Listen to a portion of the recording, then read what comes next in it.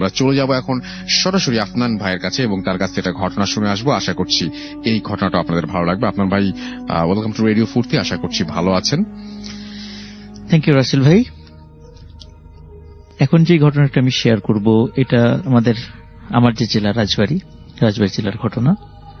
তো ঘটনাটি দিয়েছে আমাদের রাজবাড়ী ভৌতিক টিমের সদস্য সজীব। তো রাসেল ভাই, ঘটনাটি যার সাথে ঘটেছিল তার নাতি, তার নাম হচ্ছে নিরঞ্জন। জি। ওনারা পেশায় হচ্ছে আপনার ওই জেলে সম্প্রদায় আর কি। ওনারা মাছ ধরাটা ওনাদের এখনো প্রফেশন, ওনারা এই কাজটাই এখনো করছেন আর কি। তো ওই নিরঞ্জনের দাদার সঙ্গে ঘটনাটির সময় 1980 সালের দিকে। তো তখন রাসেল ভাই আমাদের রাজবাড়ী জেলার পাশে যেই নদীটা, রাজবাড়ী জেলা তো পদ্মা নদী রাজবাড়ী এবং পাবনার মধ্যবর্তী যে নদীটা আর কি, পদ্মা নদী, এই পাশে পাবনা, এই পাশে রাজবাড়ী। জি। তো সাধারণত এই যে এখন যে সময়টা রাসেল ভাই, এই যে এই মুহূর্তে যেই সেপ্টেম্বর অক্টোবর এই সময়টা, এই শেষ দিকে এসে ওই যে আপনার শেষ দিকে এসে যে ইলিশ মাছের যে ডিম পাড়ার যে মৌসুমটা আসে আর কি, ঠিক এমন একটা মৌসুমের ঘটনা এখন শেয়ার করব আমি। তো দেখা যাচ্ছে যে ওই সময় জেলেদের ভিতরে মাছ ধরার একটা এটা বেশি সৃষ্টি হয়, কারণ ওই সময় যেহেতু ওই সমুদ্র থেকে ইলিশ মাছগুলো ডিম পাড়ার জন্য চলে আসে স্বাদু পানিতে, তখন মাছও অনেক বড় বড় মাছ পাওয়া যায়। ওই সময় চাহিদাটাও মাছের বেশি থাকে আর কি বাজারে। তো নিরঞ্জনের যিনি দাদা ছিলেন, তো উনি বেশ শক্ত সামর্থ্য একজন মানুষ ছিলেন। তো দেখা যাচ্ছে যে ওনাদের আর্থিক অবস্থা অতটা ভালো ছিল না, যার কারণে যেই মাছ যা পেত ওটা যদি আবার সকালবেলা এসে বিক্রি করার পরে দেখা যাচ্ছে সেটা ভাগাভাগি করতে হতো।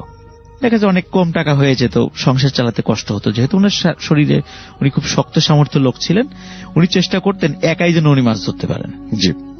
তাতে কি হতো, তাহলে হয়তো যতটুকু ধরলেন হয়তো বিক্রি করে একাই উনি ওই টাকাটা পেলে পরিবারের জন্য উনি বেশি করে খরচ করতে পারবেন। এই জন্য উনি চেষ্টা করতেন কষ্ট হলেও একাই যেন উনি মাছটা ধরেন।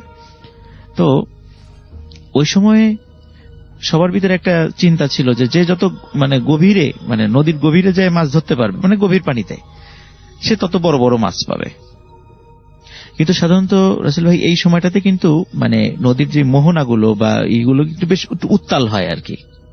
তো এই জন্য, আর ওই সময় তো অত বড় বড় নৌকা ছিল না, সবাই মোটামুটি একটু ডিঙি নৌকার মতো করে নিয়ে মাছ ধরত। এই জন্য তারা ওই বেশি ঢেউ যেখানে আছে ওখানে নৌকা নিয়ে যেত না। তো নর্মালি যেখান থেকে সেফ জোন আর কি, ওখান থেকে মাছ ধরার চেষ্টা করতো আর কি। এখন নিরঞ্জনের যিনি দাদা ছিলেন, উনি একদিন ওনার ওই যে পঞ্জিকার হিসাব টিসাব করে, ওনারা হয়তো অনেক ধরনের হিসাব নিকাশ করেন আর কি। তো হিসাব নিকাশ করে চিন্তা করেন আজকের দিনে পূর্ণিমার দিন, তো আজকে হয়তো একটু গভীর যদি জায়গায় যেতে পারি, বেশি গভীর জায়গায়, তাহলে হয়তো মাছ আরো বেশি পাবো। ওই চিন্তা করেন উনি। ওই চিন্তা করে বাসা থেকে বের হয়ে নৌকা নিয়ে যাচ্ছেন। এখন আশেপাশে রাসেল ভাই এখানে একটা বিষয় বলে রাখি, যারা মাছ ধরে মোটামুটি ওরা সবাই নিজেরা মিউচুয়াল করে নেয় যে তুমি এই পাশে ধরবা, আমি এই পাশে ধরবো, সে ওই পাশে ধরবে, মোটামুটি একটু জায়গা একটু এরিয়া করে নেয়, যাতে করে প্রিয় লিসেনার, আজকের ঘটনাগুলো কতটা ভয়ঙ্কর হতে যাচ্ছে আপনাদের মোটেও আইডিয়া নাই। আজকের ঘটনাগুলো শুনবেন। আমি ঘটনা ব্রেক করে এই কথাটাই বলতে আসলাম, আজকের প্রত্যেকটা ঘটনা বাছাই করা এবং এগুলো প্রত্যেকটা ঘটনা স্পেশাল ঘটনা। চলুন একের পর এক ঘটনাগুলো শুনবেন, তাহলে আপনারা বুঝতে পারবেন যে আজকের ঘটনাগুলো কতটা ভয়ঙ্কর হতে যাচ্ছে। চলুন ভিডিওতে একটা লাইক দিয়ে ঘটনাগুলো শুরু করা যাক, ঝামেলা না হয় আর কি। তো ওই দিন ওনার যেই জায়গাটাতে মাছ ধরার কথা, উনি ওই জায়গাতে মাছ না ধরে উনি নৌকা নিয়ে চলে যাচ্ছেন। তো যেহেতু ওই জায়গা ছেড়ে উনি চলে যাচ্ছেন, অন্যান্য মাঝিরা অন্যান্য জেলে যারা আছে নৌকা নিয়ে ওখানে চলে আসে রাতের বেলা। তো তাদেরকে জিজ্ঞেস করছে, কি ব্যাপার, তুমি কোথায় যাও? তখন বলে এই যাই একটু সামনের দিকে। বলে সামনে ওদিকে কোথায় যাও? ওদিকে তো গভীর নদী। বলে না, একটু ঘুরে আসি, একটু কাজ আছে। তখন যেহেতু উনি যাচ্ছিলেন, অন্যরা তাকে আর কোনো কিছু বলেনি, তারা নিজেদের মতো মাছ ধরছেন আর কি। তো রাসেল ভাই উনি এইভাবে যেতে যেতে ওনার মনে হচ্ছে আরেকটু সামনে যাই, ওনার কাছে এটা মনে হচ্ছে, কেন জানি মনে হচ্ছে আরেকটু সামনে যাই। এরকম সামনে যেতে একদম যে জায়গাটা সবচেয়ে বেশি উত্তাল, ওইখানে উনি চলে আসছেন না। উনি বলছেন এই জায়গা মনে হয় একটু গভীরতা বেশি, তো এইখানে আমি জাল ফেলি। তো ওনার যে ইলিশ মাছ ধরার যে জালটা, ওই জালটা উনি ফেলেন। ওনাদের যেই জাল ফেলার যে সিস্টেমটা, সেই সিস্টেমেটিক ওয়েতে উনি জাল ফেলেন। সাধারণত রাসেল ভাই আমার কাছে যতটুকু বলেছে আর কি, যে ইলিশ মাছ ধরার জন্য জাল ফেলার মোটামুটি 25 থেকে 30 মিনিট ওয়েট করতে হয়, তারপরে জাল আস্তে আস্তে আস্তে আস্তে উপর দিকে তোলে আর কি। তো উনি জাল ফেলার মিনিট 5 মধ্যে ওনার কাছে মনে হচ্ছিল জালে হয়তো বা বেশ কিছু মাছ আটকা পড়েছে। তো উনি জাল আস্তে আস্তে টেনে তোলা শুরু করছেন। সত্যি রাসেল ভাই, বেশ স্বাভাবিক আকৃতি থেকে বেশ বড় বড় ইলিশ মাছ উনি পেয়েছেন, এবং দেখছেন যে অনেক ইলিশ মাছ উনি পেয়েছেন। তো উনি চিন্তা করলেন যে সেই ছোটবেলায় যখন বাপ দাদাদের সাথে মাছ ধরতে আসছি তখন এরকম এত বড় বড় মাছ বা এতগুলো মাছ একসাথে পেয়েছিলাম, এত বছর এই প্রথম আমি পেলাম এতগুলো মাছ একসাথে। উনি খুব বেজায় খুশি মাছগুলো পেয়ে। তো উনি মাছগুলো আবার আস্তে আস্তে ওনার নৌকাতে তোলেন। আর নৌকাতে তোলার রাসেল ভাই সিস্টেম হলো ওই নৌকার যেই মানে পাটাতন আছে উপরে একটা, আমরা এটাকে কি বলি, সই বলি আর কি স্থানীয় ভাষায়। তো ওইটার নিচে মাছগুলো রেখে দেয়, দিয়ে আবার ওটা ঢেকে দেয়। তো সাধারণত আমরা জানি যে ইলিশ মাছ কিন্তু বেশিক্ষণ বাঁচে না, মানে যখনই পানি থেকে আপনি তুলবেন কিছু সময়ের মধ্যেই, অল্প সময়ের মধ্যে ইলিশ মাছ মারা যায়। তো উনি মাছগুলো রেখে দেন নিচে, দেখে যে মাছগুলো অল্প একটু সময় স্বাভাবিক নিয়মে যতটুকু একটু লাফালাফি করার কথা ওরকম একটু শব্দ শুনলেন নিচে, তারপর ঠান্ডা হয়ে গেল। তা বোঝেন যে ইলিশ মাছগুলো মারা গেছে। তো উনি আবার ওই জায়গাতে জাল ফেললেন, আরেকটু লোভে পড়ে গেলেন যে আরেকটু জাল ফেলি, দেখি কি অবস্থা, আরো কিছু মাছ ধরি, এতদিন পরে এরকম সুযোগ পেয়েছি। তো উনি আবার জাল ফেলেন। তো জাল ফেলার পর এইবার রাসেল ভাই 5-10 মিনিটের মধ্যে আর ওরকম উনি ফিল করতেছিলেন না যে কোনো মাছ আছে আর কি।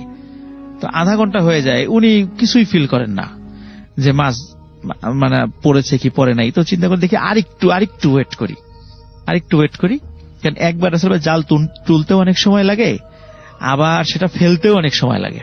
এই জন্য চিন্তা করছি ঠিক আছে আরেকটু পরেই তুলি, যদি একটু আগে যেহেতু এতগুলো মাছ পেয়েছে আবার যদি পাই।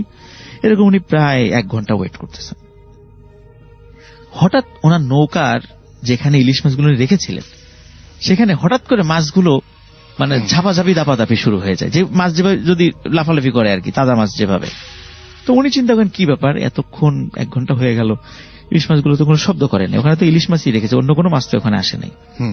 তো এই মাছগুলো মানে লাফালাফি করছে কেন, মাছগুলো তো মরে যাওয়ার কথা, এতক্ষণ তো জীবিত থাকার কথা না। তো উনি জাল ওইটা ওরকমই ছিল। তো জাল তখন উনি চিন্তা করেন যাই দেখি তো মাছগুলো দেখে আসি। তখন ওনার কাছে যে হারিকেন ছিল, ওনার কাছে টর্চ ছিল না আর কি, হারিকেন ছিল, হারিকেনটা নিয়ে উনি ওই নৌকার ওই বাঁশের যে মাচালটা আর কি ওটা উনি তোলেন। তোলার সাথে সাথে রাসেল ভাই উনি দেখেন যে উনি যে ইলিশ মাছগুলো ওখানে রেখেছিলেন, তো ওখানে একটা ইলিশ মাছও নাই, কিন্তু আমাদের যে কোনোই থেকে মানে হাতের মাথা পর্যন্ত, মানে কবজি সহ নখ এই কোনোই থেকে একদম হাতের নখ পর্যন্ত এরকম অনেকগুলো হাত ওখানে পড়ে আছে, এবং সেই সবগুলো হাত মানে লাফালাফি করছে, ঠিক যেমন টিকটিকির লেজ কাটা পড়লে যেভাবে অস্থিরভাবে লাফাতে থাকে ওরকম হাতগুলো এরকম লাফাচ্ছিল। উনি এই দৃশ্য দেখার সাথে সাথে প্রচন্ড ভয় পান, এবং সাথে সাথে ওই মাচালটা দিয়ে আবার ওই জায়গাটা লাগিয়ে দেওয়ার সাথে সাথে অনেক জোরে চিৎকার চেঁচামেচি করতে থাকেন। কিন্তু রাসেল ভাই উনি তো সবার থেকে অনেক দূরে চলে আসছেন, উনি অনেক দূরে দেখছিলেন যে নৌকার বাতিগুলো দেখা যাচ্ছে অনেক দূরে, কিন্তু অত দূর কিন্তু মানুষের স্বাভাবিক আওয়াজ পৌঁছায় না। আর নদীতে তো বাতাসের একটা শব্দ থাকে, সেখানে ওই সব মানে ওনার আওয়াজটা সেখানে পৌঁছাচ্ছিল না। এই জন্য অনেকক্ষণ চিন্তা করতে মানে চিৎকার করছিলেন সাহায্যের জন্য। তো এরকম চিৎকার করতে করতে উনি নৌকার মধ্যে সেন্সলেস হয়ে পড়ে যান। তো নদীর ওই পাশে যেহেতু পাবনা, তো দেখা যাচ্ছে যে সকালবেলা যখন ওইখানকার যারা মাঝিরা তারা যখন নৌকা নিয়ে বের হয়েছে তখন দেখে যে এরকম একটা নৌকা দূরে দেখা যায়। তখন ওনারা মনে করছে এমনিতেই হয়তো বা নৌকা আসছে, কিন্তু ওনারা যখন কাছে যাচ্ছে দেখে একটা লোক পড়ে আছে। তখন ওনারা ওটার কাছে যান, কাছে যাওয়ার পরে দেখে যে উনি ওইভাবে সেন্সলেস হয়ে পড়ে আছেন। তো যেহেতু রাসেল ভাই ওই জালের সাথে ওনার নৌকাটা বাঁধা ছিল, এই কারণে নৌকাটা ওই স্রোতের টানে বেশি দূর যায় নাই আর কি, ওইটা কিনারে চলে আসছিল। ওনার সৌভাগ্য, উনি একটু ভাগ্যবান ছিলেন, এই জন্য মাঝ নদীতে বা অন্য নৌকাটা না ডুবে মানে একদম কিনারে চলে গেছিল, যার কারণে কিছু লোক কর্তৃক মানে ওনা উদ্ধার হন আর কি উনি। তো ওনাকে সেবা শুশ্রূষা করে তারা সুস্থ করেন, তারপরে তার আত্মীয় স্বজনদের কাছে খবর দেন, আত্মীয় স্বজনরা এসে তাকে নিয়ে যায় বাসায়। তো রাসেল ভাই ঘটনা কিন্তু এখানেই শেষ না। তো আত্মীয় স্বজনদের কাছে উনি নিকট আত্মীয় স্বজনদের কাছে বলেন যে এই ঘটনা ঘটেছে। কিন্তু আসলে হয় কি রাসেল ভাই, যে আমরা একটা কথা বললে কিন্তু আশেপাশে কিন্তু সেটা আরো ভিন্ন মাত্রায় অনেক সময় সেটা প্রকাশিত হয়ে যায়। তো উনি যে ভয় পেয়েছেন এটা আসলে উনি কাউকে বলেন নাই, কারণ উনি বেশ শক্ত সামর্থ্য লোক, তো উনি ভয় পেয়েছেন এটা বললে পরে এলাকার তার অন্য মাঝিরা বা অন্য লোকেরা তাকে একটু হাসি তামাশা করবে, এজন্য বলেন নাই। কিন্তু ওই যে মাছ পেয়েছিলেন বড় বড়, এই কথাগুলো তো আত্মীয় স্বজনের কাছে বলেছিলেন। এই কথাটাই চাউর হয়ে যায় যে মাঝ নদীতে এরকম বড় বড় মাছ পাওয়া যাচ্ছে। তখন আসলে জেলেরা কিন্তু এই যখনই এই খবরটা শোনে, জেলেরা চেষ্টা করতেছিল উনি ঠিক যেখানে গিয়েছিলেন ওই রকম কাছাকাছি জায়গায়, মাঝ নদী যেখানে স্রোত বেশি, পদ্মার ওই জায়গাটাতে ধাওয়াপাড়ার কাছে, এটা রাজবাড়ির ধাওয়াপাড়া এলাকার কাছের ঘটনা আর কি, ওইখানে যাওয়ার জন্য ওনারা চেষ্টা করছিলেন। তো তখনই রাসেল ভাই বাধে হলো বিপত্তি।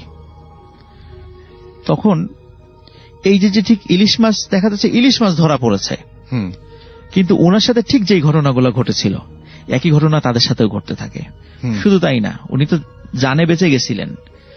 দেখা গেছে যে হঠাৎ করে ওই নদীর অনেক গভীর, অথচ জাল আটকে গেছে, মনে হচ্ছে জাল যেন কোথায় আটকে গেছে। তখন সে জালটা তো ছোটানোর দরকার, তখন যেই ডুব দিয়েছে নিচে সে আর ফেরত আসে নাই। মানে অদ্ভুত ব্যাপার, পাওয়াই যায় নাই তাকে আর। তো যখন এইভাবে কয়েকজন মানে জেলের মৃত্যু হয় বা হারিয়ে যায়, তখন আর কি তাদের কাছে সন্দেহ লাগে।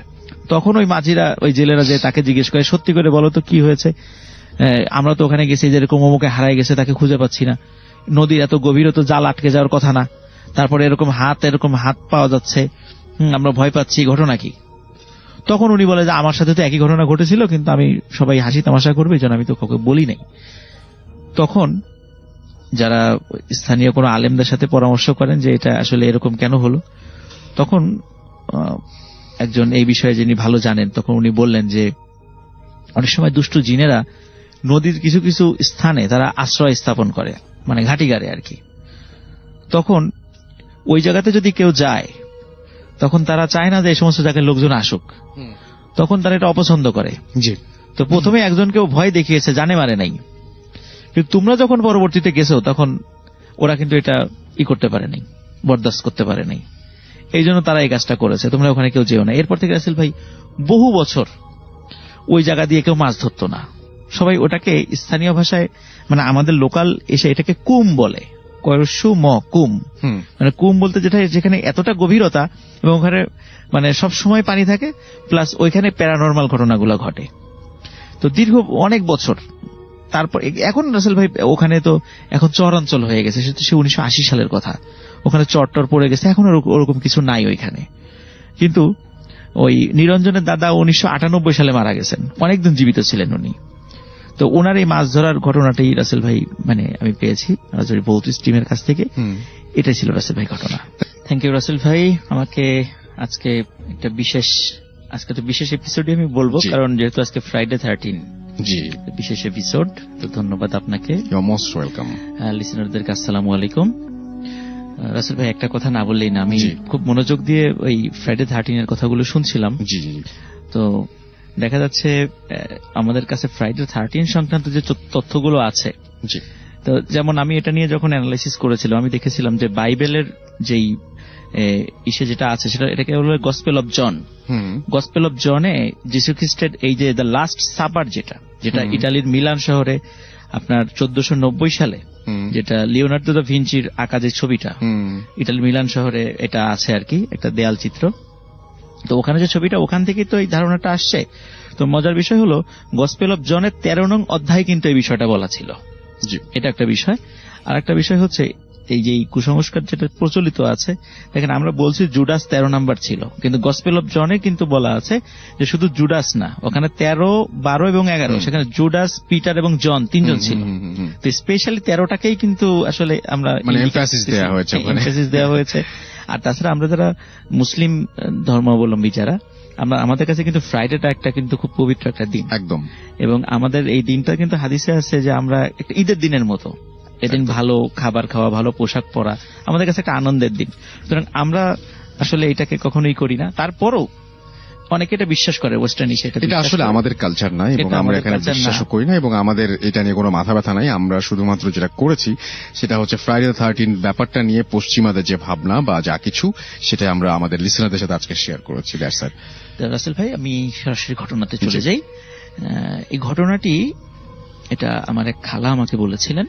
জি। ঘটনাটির স্থান হচ্ছে ফরিদপুরের নগরকান্দা এলাকাতে। হুম হুম। তো যেই ফ্যামিলির সাথে ঘটেছিল তারা অত্যন্ত রক্ষণশীল এবং খুব ধার্মিক একটা ফ্যামিলি।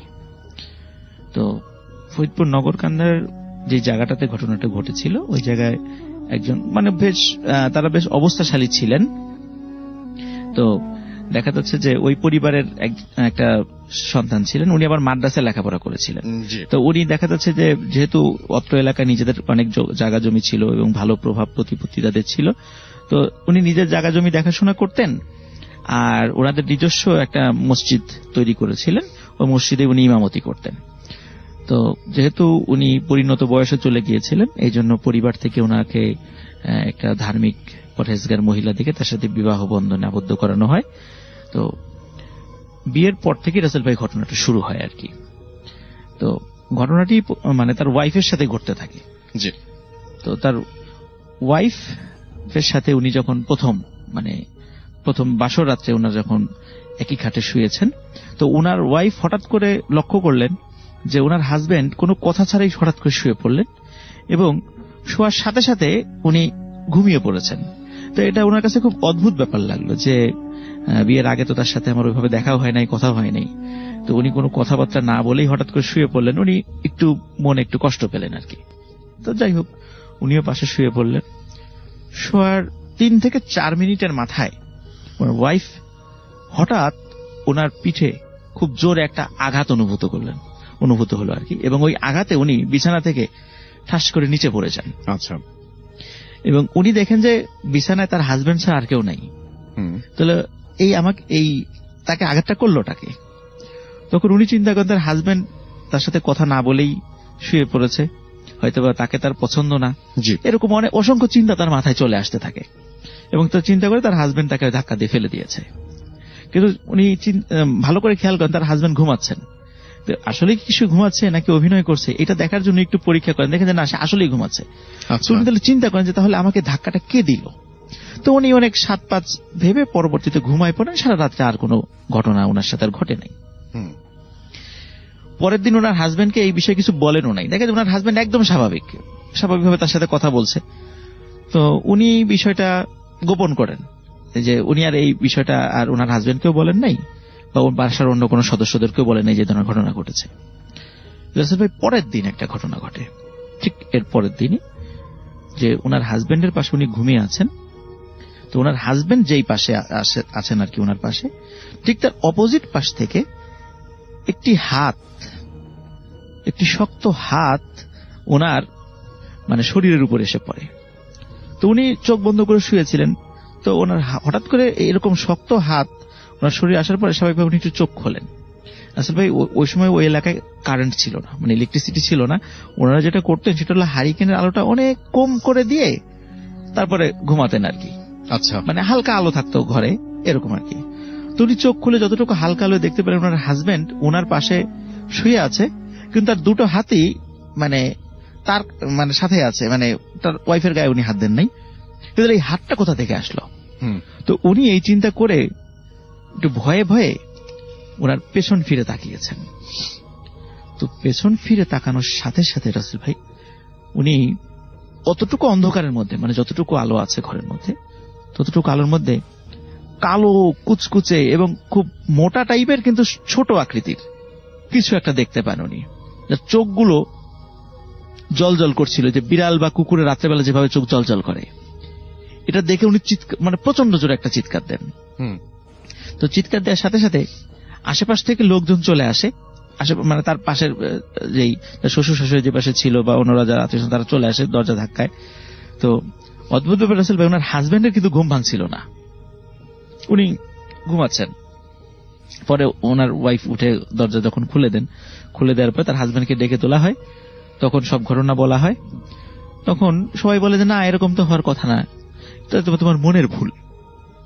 তখন ওই যে বিয়ের প্রথম রাত্রে যে বিষয়টা ঘটেছিল তখন সবাইকে বলেন।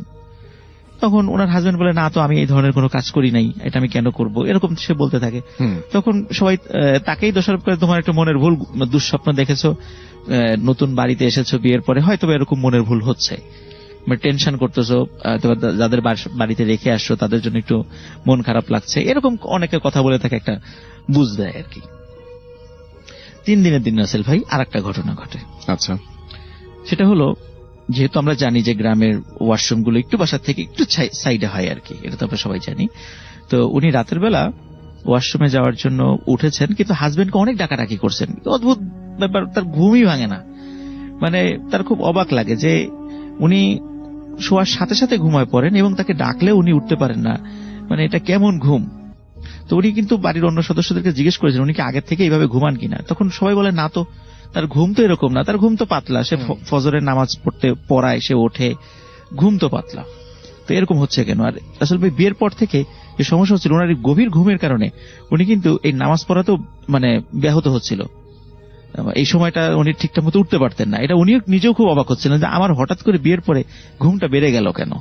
এটা উনি নিজেও খুব অবাক হচ্ছিলেন, কিন্তু এর কোনো সমস্যার সমাধান উনি খুঁজে পাচ্ছিলেন না। তো যাই হোক রাসেল ভাই, 3rd ডেতে যখন উনি ওয়াশরুমে যাবেন তখন ওনার হাজবেন্ডকে খুব ডাকাডাকি করেন। তখন যখন উঠলো না, তখন উনি হাতে হারিকেনটা নিয়ে যে বাসার দরজাটা খুলে মানে উঠান, মানে বাড়ির যে বারান্দাটা আছে বারান্দা থেকে একটু নিচে নামলেন। নামার সময় ওনার মনে হলো ওনার মুখের সামনে, ধরেন যে আমরা যদি একটা কাপড়, মানে পাতলা কাপড় যদি সামনে ঝুলিয়ে রাখি, যদি পাতলা কাপড়টার সামনে দিয়ে মানে পার হয়ে চলে যাই, সেটা যদি আমাদের মুখের সাথে ছোঁয়া লাগে, ঠিক যেমন মনে হয়। তো উনি যখন বাসা বারান্দা থেকে নিচে নেমেছেন তখন মনে হলো খুব পাতলা কিছু একটা, চুলের মতো বা কিছু এরকম নরম কিছু, উনি পার হয়ে চলে গেলেন। তখন উনি যেতে যেতে হঠাৎ করে চিন্তা করলেন যে কি ব্যাপার, আমি তো রাত্রে ঘুমানোর আগে বারান্দায় যে সমস্ত কাপড়গুলো রেখে দিয়েছিলাম শুকানোর জন্য, সেগুলো আমি ঘরে নিয়ে গেছি, তো কোন কাপড়টা রেখে গেলাম আবার ভুল করে, দেখি তো একটু তাকিয়ে। উনি আসলে ঘুরে তাকান যে আসলে ওখানে কোন কাপড়টা ছিল। উনি আসলে ঘুরে তাকানোর সাথে সাথে উনি দেখেন যে একটা লোক, ঠিক বাদুর রাসেল ভাই যেভাবে মাথা নিচের দিকে পা উপরের দিক দিয়ে ঝুলে থাকে, ঠিক ওরকম ভাবে একটা কালো মোটা এবং বেটে টাইপের একটা লোক পা উপরে এবং মাথা নিচের দিক দিয়ে ঝুলছে, এবং তার মাথার চুলগুলো একটু বড়, যেগুলো এরকম নিচে মানে ঝুলেছিল। এবং উনি যখন মানে পার হচ্ছিলেন তখন চুলটা পার হয়ে আসছেন। তো যখনই রাসেল ভাই দৃশ্যটা দেখেন, সাথে সাথে উনি চিৎকার দিয়ে সেন্সলেস হয়ে পড়ে যান। ওনার বাসার অন্য সদস্যরা তাদের চিৎকার শুনে চলে আসে। তাকে যখন সেন্স ফেরানো হয় তখন সবাইকে ঘটনাটা বলেন। তখন রাসেল ভাই যেহেতু বেশ কয়েকটা এরকম ঘটনা ঘটছিল, তখন ওনার হাজবেন্ড, যে উনিও তো মসজিদের ইমাম সাহেব, উনিও টুকিটাকি তদবিরের কাজ করতেন। তো উনি ওনার ওয়াইফের উপরে কিছু তদবিরের কাজ করে উনি যেটা ফিল করেন, দেখে যে ওনার ওয়াইফের কোনো জিন বা এই টাইপের কোনো সমস্যা নেই। তখন উনি যখন ওনার পরিবারের সদস্যদেরকে বলেন যে না, আমি তো আমার ওয়াইফের কোনো জিন বা এই টাইপের কোনো সমস্যা দেখলাম না, তখন বাড়ির প্রত্যেক সদস্য বলেন যে ইনার মাথায় কোনো সমস্যা আছে, তাহলে উনি মেন্টালি হয়তো সিক, তার ওয়াইফ, এরকম সবাই বলতে থাকেন। এবং সবাই এইরকম চিন্তা ভাবনা করার কারণে সবাই তার সাথে এক ধরনের একটু অন্যরকম আচরণ করতে শুরু করেন, যেটা তার মনে খুব একটা ক্ষোভ সৃষ্টি করে আস্তে আস্তে, মানে সে মনে খুব কষ্ট পেতে থাকেন। রাসেল ভাই 4র্থ দিন ঘটে আর একটা ঘটনা। সেটা হচ্ছে যে এই উনি ওইখানে কিন্তু রাসেল ভাই ওনাদের বিশাল এলাকা নিয়ে বাড়িটা ছিল, ওই মহিলার হাজবেন্ডের, মানে ওনার শ্বশুর বাড়ির আর কি। ওই যেই বিশাল একটা পুকুর পাড় ছিল, একদম চারদিকে ঘেরা ছিল, বাইরের লোক এলাও ছিল না, যেহেতু ওনারা খুব কনজারভেটিভ ফ্যামিলি ছিলেন, বাইরের লোক এলাও ছিল না। তো ওনারা পুকুরেই গোসল করতেন সাধারণত। তো উনি একদিন দুপুরবেলা, একদম ভর দুপুরবেলা, জোহরের নামাজের ঠিক আগে, যখন বেলা একদম মানে সূর্য মাথার উপরে আর কি, তো ওই সময় উনি গোসল করতে গেছেন, ওনার ওয়াইফ আর কি।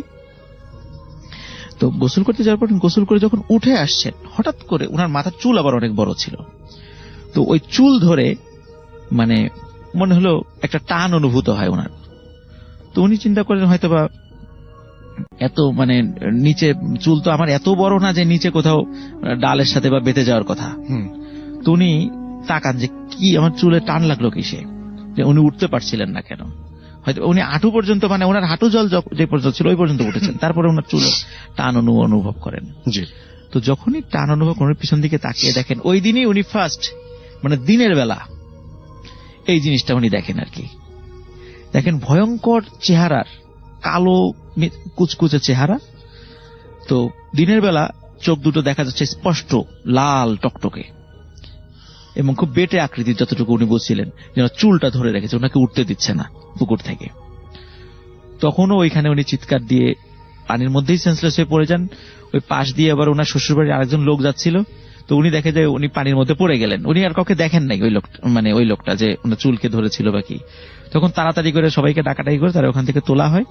তোলার পরে তাকে আবার ট্রিটমেন্ট করে যখন জ্ঞান ফেরানো হয়, তখন উনি সব বিষয়গুলো উনি বলেন। তখন বলার পর যেহেতু উনি বারবার এই কথাগুলো বলছিলেন, তখন ওনার হাজবেন্ড চিন্তা করলেন, আচ্ছা ঠিক আছে, তারও হঠাৎ করে রাত্রেবেলা এরকম ঘুম বেড়ে যাওয়া, এটা উনি স্বাভাবিকভাবে নিতে পারছিলেন না।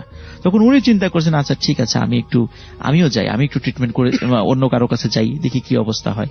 তখন উনি খুব ভালো একজন হুজুরের কাছে নিয়ে যান, যে ওই সময়ে ওনার অত্র এলাকায় বেশ নাম করা একজন হুজুর ছিলেন, বিশেষ করে জিন বা এই প্যারানর্মাল বিষয়গুলো উনি ট্রিটমেন্ট করতেন। আরো অদ্ভুত ব্যাপার রাসেল ভাই, উনিও কিন্তু তার ওয়াইফকে দেখে পরীক্ষা নিরীক্ষা করে বলে, না আপনার ওয়াইফের তো এই ধরনের কোনো সমস্যা নেই, উনি তো দিব্যি সুস্থ লোকই মনে হচ্ছে, ওনার অন্য কোনো সমস্যা আছে। তো এর কারণে ওই মহিলা আরো বেশি সমস্যায় পড়ে যান তার শ্বশুরবাড়ির পরিবারের কাছে, যেহেতু তার মানসিক সমস্যা বলে হুজুররা হিসাবে বলে দিচ্ছেন। তো এতে করে তো উনি পাগল হিসাবে আখ্যায়িত হয়ে যাচ্ছেন। তো যার কারণে সংসারেও একটা অশান্তি শুরু হয়। কিন্তু রাসেল ভাই উনি কিন্তু হাল ছাড়েন নাই, ওই মহিলা উনি চিন্তা করছেন যে না, এটা আমি তো ঠিক আছি, এটা তো। কিন্তু আসলে আরেকটা বিষয়, ওনার হাজবেন্ড যিনি, উনি যে দেখতেছিলেন যে সে যদি পাগলই হবে তাহলে অন্যান্য আচরণও তো চেঞ্জ হয়ে যাওয়ার কথা, কিন্তু তা কিন্তু হচ্ছে না, একদম স্বাভাবিক, একদম স্বাভাবিক। তো ওনার হাজবেন্ডও ঠিক একটা মেনে নিতে পারছিলেন না কথাগুলা। তো উনি চিন্তা করছেন নিশ্চয়ই এমন কোন ঝামেলা আছে যেটা হয়তো আমরা ধরতে পারছি না। তো ওনার হাজবেন্ড ওনার সাপোর্টে ছিলেন, পরিবারের অন্য সদস্যরা ওনার এসে চলে গেলে ওনার হাজবেন্ড সাপোর্টে ছিলেন। তো অত্র এলাকায় ওই জামানার বিশেষ করে 70-এর দশকের খুব নামকরা একজন পীর সাহেব ওনাদের এলাকায় আসেন। তো ওনার কাছে তাকে নিয়ে যান এবং সব ঘটনা খুলে বলেন। খুলে বলার পর তখন ওই পীর সাহেব বলেন যে আমাকে একটু সময় দিতে হবে, আমার অনুগত যেই আমার ভক্ত যে জিনরা আছে, আমি ওদের কাছ থেকে একটু তথ্য নিয়ে দেখি আসলে ঘটনাটা কি, তারপর আমি একটা ডিসিশন দেবো বা কোনো ট্রিটমেন্টের কথা বলবো আর কি। তো রাসেল ভাই 3-4 দিন পরে তার সাথে যোগাযোগ করতে বলেন আর কি, তার এলাকায় গিয়ে।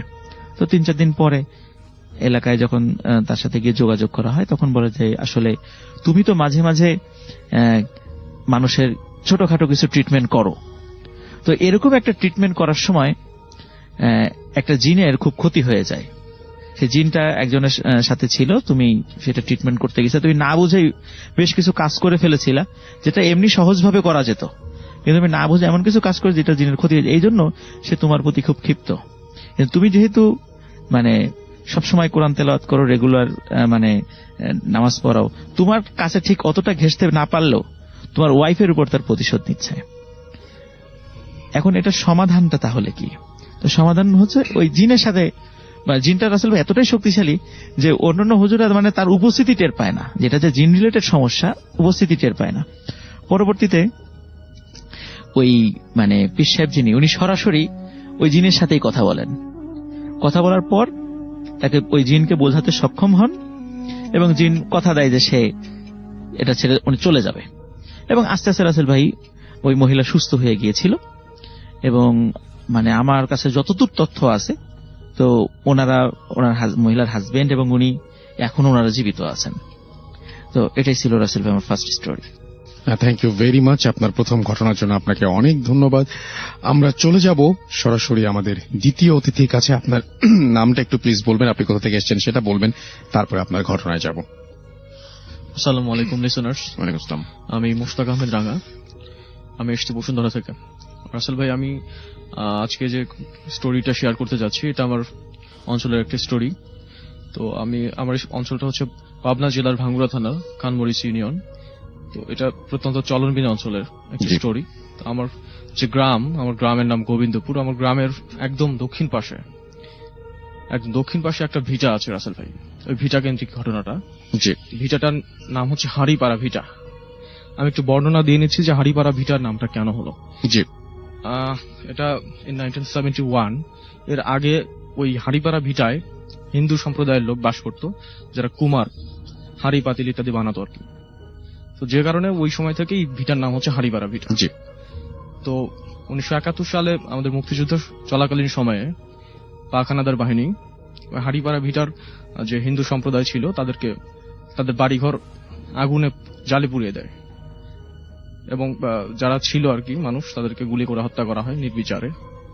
তো সেই সময় থেকে এখন পর্যন্ত রাসেল ভাই ভিটাটা সম্পূর্ণ জনশূন্য, জি একদম খালি পড়ে আছে। তো এখন ওই ভিটায় 3টা বড় বড় হিজল গাছ আছে রাসেল ভাই, এবং ভিটার পূর্ব সাইডে একটা বড় তাল গাছ আছে। তো সেই জায়গা কেন্দ্রিক ঘটনাটা আর কি। তো আমার গ্রামেরই একজন ছেলে, নাম হচ্ছে কালু। তো কালুর সঙ্গে ঘটে যাওয়া ঘটনা, এটা 2001 বা 2 সালের দিকে ঘটনাটি ঘটে গেছে। জি 2001 বা 2 সালের দিকে ঘটনাটি ঘটে গেছে। তো কালুর একটা বেস্ট ফ্রেন্ড ছিল, কালুর যে ফ্রেন্ড সে হচ্ছে বিশু, ঠিক আছে। তো তারা দুজনেই, তো ওই সময় 2001 বা 2 সালে ওই সময় তাদের বয়স ছিল 14-15 বয়স। তো তারা গ্রামে ডানপিটে ছেলে ছিল, অনেক দুষ্ট প্রকৃতির ছিল রাসেল ভাই। তো তারা যেটা সিদ্ধান্ত, মানে একটা সিদ্ধান্ত নেয়, ডিসিশন নেয় যে দুষ্ট প্রকৃতির কেমন, যে অমকের গাছের ফল পেড়ে খেত, ডাব পেড়ে খেত, আম পেড়ে খেত, ঠিক আছে, এরকম দুষ্ট প্রকৃতির। তো তারা সিদ্ধান্ত নিল যে ওই তাল গাছে তারা তাল পেড়ে খাবে একদিন, ঠিক আছে। তো এটা ছিল 2002 সালের ঘটনা। জ্যৈষ্ঠ কি আষাঢ় মাস এই সময়ে রাসেল ভাই তালকুর পাওয়া যায়, ঠিক আছে। ওই সময়টাতে তালের যে আঁশটা, নরম আঁশটা, তালকুর। তো কালু তার বেস্ট ফ্রেন্ডকে বলে আর কি, বিশুকে, যে দেখ বিশু, আমরা আজকে রাতে তালকুর পারবো, মানে তাল পারবো। তো বিশু বলে ঠিক আছে, ওকে, আমি তোমার সাথে যাব, ঠিক আছে। তারা দুজন মিলে ডিসাইড করে আর কি। তো কালু বলে ঠিক আছে, তাহলে তুই আমাকে ডাক দিবি, রাত 11টা-12টার দিকে তুই আমাকে ডাক দিবি। তো বিশু বলে ওকে ঠিক আছে। তো কালু ঘুমিয়ে যায়। তো রাত 11টা কি 12টা এই সময় বিশু গিয়ে কালুর বাড়িতে নক দেয় আর কি, যে কালু ওঠ, চল যাই, ঠিক আছে। তো কালু উঠে পড়ে, একটা টর্চ লাইট নেয় তারা দুজন, নিয়ে গ্রামের একদম দক্ষিণ সাইডে যে ভিটাটা আছে, হাঁড়িপাড়া ভিটা, এই ভিটার উপরে রাসেল ভাই চলে যায়। তারা দুজন একাকি, দুজন আর কি। তো জায়গাটা মানে গ্রাম থেকে একটু দূরে, তো যে জন্য একদম সম্পূর্ণ জনশূন্য এবং নির্জন একটা জায়গা, ঠিক আছে। আর গ্রামের রাত তো অনেক গভীর রাত, রাত 12টা-1টা, মানে অনেক গভীর রাত, সবাই ঘুমিয়ে পড়েছে রাসেল ভাই, এরকম একটা অবস্থা। তো ভিটার উপরে তারা দুজন যখন যায় রাসেল ভাই, তো কালু একটা ঘ্রাণ পায়, বাতাসের একটা ঘ্রাণ, এবং ঘ্রাণটা ছিল এরকম লাইক মাংস পোড়ালে যেরকম একটা ঘ্রাণ রাসেল ভাই, এরকম একটা ঘ্রাণ। তো কালু প্রথমে ভয় পায় আর কি, একটু সামান্য ভীত হয়, এবং বিশুকে বলে দেখ বিশু, এটা কিসের ঘ্রাণ, ঘ্রাণটা তো ভালো মনে হচ্ছে না, দেখ আমার একটু ভয় ভয় লাগছে, আজকে আমি চলে যাই এখান থেকে, আমরা আজকে এই কাজটা করবো না, অন্য কোনো দিন করবো। তো বিশু বলে যে, বিশু তখন হেসে বলে, আরে না, কোনো সমস্যা নাই, তুই গাছে ওঠ, তাল পার, ঠিক আছে। তো কালু বিশুর কথায় সাহস পেয়ে সে গাছে উঠে যায়, ঠিক আছে। গাছে উঠে যায়, কাছা দিয়ে সে সুন্দর করে গাছে উঠে যায়। গাছে ওঠার পরে একদম তাল গাছের মাথায় উঠে যখন সে মুচকিয়ে মুচকিয়ে তাল পাড়ছিল রাসেল ভাই, তালটা পেরেই সে যখন তার মুখের সামনে তালটা নিয়ে আসলো বিশুর কাছে দেবে, বিশু তো গাছের নিচে দাঁড়িয়ে আছে, ঠিক আছে। যখন সে তার মুখের কাছে নিয়ে আসলো তালটা, রাসেল ভাই দেখলো যে এটা কোনো তাল ছিল না, এটা 3 থেকে 4 বছরের একজন শিশুর আকৃতির মাথা, এবং সেই মাথাটা রাসেল ভাই ওই কালুর দিকে তাকিয়ে মানে হাসি দিচ্ছিল রাসেল ভাই। এইটা কালু দেখে এটা সহ্য করতে পারে না, অনেক ভয় পায়, এবং শিশুটার চোখ জল করে জ্বলছিল। সাথে সাথে কালু নিচে বিশুকে ডাকে, বিশু বিশু বিশু বিশু করে চিৎকার দেয়, কিন্তু নিচে তাকিয়ে দেখে, হালকা জ্যোৎস্নার আলো ছিল, নিচে তাকিয়ে দেখে রাসেল ভাই বিশু নাই, এবং সে একা একা তাল গাছে রাসেল ভাই। এবং এইটা দেখে সে সাংঘাতিক ভাবে ভয় পেয়ে রাসেল ভাই বলে রাখি যে ওই তাল গাছের সামনে একটা পুকুর ছিল রাসেল ভাই, বিশাল একটা পুকুর। তো সে মানে খুব মানে ভয় পেয়ে রাসেল ভাই তাল গাছ থেকে পুকুরের মধ্যে পড়ে যায়, জি ঠিক আছে। পুকুরের মধ্যে পড়ে যায়, পানির মধ্যে তলিয়ে যায়। তো সে যখন পানি থেকে উপরে উঠে আসে তখন দেখে যে তার বন্ধু বিশু, যাকে তাল গাছের নিচে থাকার কথা কিন্তু তাল গাছের নিচে সে দেখে নাই, তার বন্ধু বিশু সে গলা পানিতে, তার পুরো বডিটা পানির নিচে এবং মাথাটা শুধু পানির উপরে তার দিকে তাকিয়ে আছে, এবং একটা মুচকি হাসি দিয়ে বলছে, কিরে কালু। এইটা বলে রাসেল ভাই তো বিশুর যে চোখ একদম জল জল জল জল করছিল, তো কালু তো ভয় পায়, এবং ভয় পেয়ে কালু বুঝতে পারে যে না, এখানে খারাপ কিছু ঘটতে যাচ্ছে, এবং অবভিয়াসলি খারাপ কিছু ঘটতে যাচ্ছে, তার কিছু হবে। এবং এইটা ভেবে সে রাসেল ভাই সে সাঁতরাতে থাকে, সাঁতরাতে পুকুরের পাড়ে চলে আসবে রাসেল ভাই। এমত অবস্থায় ওই যে অশরীরী আত্মা বা আমরা যাই বলি, ওই যে ব্যক্তিটা আর কি, বিশু, সে রাসেলের ঘাড় চেপে ধরে, মানে কালুর ঘাড় চেপে ধরে রাসেল ভাই। ঘাড় চেপে ধরে কালুকে আচ্ছা মতো পানির মধ্যে চুবায়, জোরে জোরে চুবাচ্ছে, এবং কালু জোরে জোরে চিৎকার করছে, বাঁচান বাঁচান, কেউ আমাকে বাঁচান, ভাই কেউ আমাকে বাঁচান। ঠিক আছে, তুই পুকুর পাড়ে, পুকুরটা ছিল অনেক বড় একটা পুকুর যেখানে মাছ চাষ করা হতো রাসেল ভাই। তো নূর কাকা নামের এক আঙ্কেল ছিল আমাদের, এখন চাচা বলি আমরা। তো নূর কাকা ওই পুকুরে মাছ চাষ করতো, এবং পুকুরের একদম পূর্ব সাইডে সে রাতে পুকুর পাহারা দিত। তার একটা ছোট ছই ছিল, ঠিক আছে, মাটির উপরে ছই, এবং ছইয়ের নিচে সে পাহারা দিত। সে নূর চাষার লক্ষ্য করলো যে পুকুরের মধ্যে কেউ একজন চুবানি খাচ্ছে, পুকুরের মধ্যে সাঁতার কাটলে যেরকম একটা শব্দ হয় এরকম, এবং বাঁচাও বাঁচাও বলে জোরে জোরে চিৎকার করছে। তো নূর চাষা বিষয়টা নোটিস করে, এবং সে তার হাতে থাকা যে লাইটটা, সে লাইটটা নিয়ে দৌড় দেয় পুকুর পাড়ে। তো ওই জায়গায় গিয়ে সে পানির মধ্যে দেখে যে ঝাপাঝাপি ঝাপাঝাপি করছে। এমন অবস্থায় সে লাইট মারে। যখনই সে রাসেল ভাই লাইট মারে, তখনই মাথাটা রাসেল ভাই, মানে বিশু নামের যে অশরীরী আত্মাটা, ঠিক আছে, তার দিকে যখন সে মাথা ঘুরে তাকায় রাসেল ভাই, লাইটে তো চোখ বড় বড় জল জল জল জল করছিল, লাল আলো। তো রাসেল ভাই এইটা দেখে সেও সাংঘাতিক ভাবে ভয় পায়, এবং একটা সময় যেটা হয় সেটা হচ্ছে যে ওই অশরীরী আত্মাটা রাসেল ভাই পানির মধ্যে ডুব দিয়ে চলে যায় রাসেল ভাই। এবং কালু যে, সে কালু দ্রুত সাঁতার পারে, পুকুর পাড়ে উঠার পরে সে সেন্সলেস হয়ে যায় রাসেল ভাই।